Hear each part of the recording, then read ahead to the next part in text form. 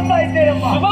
ಯಾವತ್ತು ಈ ರೀತಿಯ ಅವಸರದಲ್ಲಿ ಕರೆಯದೇ ಇದ್ದವನು ಇವತ್ತು ಇದ್ದಕ್ಕಿದ್ದ ಹಾಗೆ ಮಗನೇ ವೀರಭದ್ರ ಎನ್ನುವುದಾಗಿ ದೀರ್ಘ ಕರೆ. ಹೌದು, ಯಾಕೆ ಏನಾಯ್ತು? ನನ್ನಿಂದ ಏನಾಗ್ಬೇಕಮ್ಮ? ವೀರಭದ್ರ ಕರೆಯುವುದಕ್ಕೆ ಬಲವಾದ ಕಾರಣ ಉಂಟು. ಪಂಜರಾಸುರ ಎನ್ನುವಂತಹ ದಾನವ ಮನು ಮುನಿಗಳಿಗೆ ತೊಂದರೆಯನ್ನು ಕೊಡ್ತಾ ಇದ್ದಾನೆ. ಆ ದುಷ್ಟನ ವಧೆಯಾಗಬೇಕಾಗಿದೆ. ಆ ಕಾರಣಕ್ಕಾಗಿ ನಿನ್ನನ್ನು ಕರೆಸಿಕೊಂಡಿದ್ದೆ.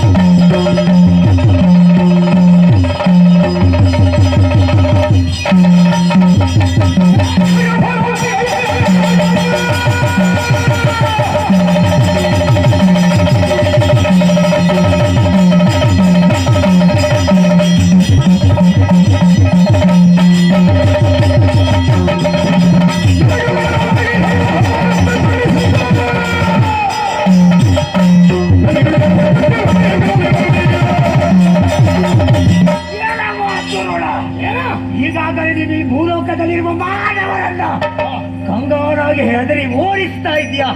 ಅಷ್ಟೇ ಮಾತ್ರವಲ್ಲ, ಗೋ ಬ್ರಾಹ್ಮಣರನ್ನ ಮನೋ ಮುನಿಗಳನ್ನ ಹಿಂಸಾಚಾರವನ್ನು ಒಳಪಡಿಸ್ತಾ ಇದ್ದೀಯಾ. ಇದು ಬಣ್ಣವ ಯಾರೆಂತ ಭಾವಿಸಿದೀಯಾ? ಗೊತ್ತಾಗಲಿಲ್ವ ನಿನಗೆ? ನೋಡು, ಗೊತ್ತಾಗುದಿಲ್ವ ನಿನಗೆ? ಈಶ್ವರ ಗಣಗಳಲ್ಲಿ ಆದಂತಹ ನಾನು ವೀರಭದ್ರ ಎನ್ನುವುದಾಗಿ ನಿನ್ನ ರುಂಡವನ್ನ ಚಂಡಾಡುವುದಕ್ಕೆ ಬಂದಿದ್ದೇನೆ.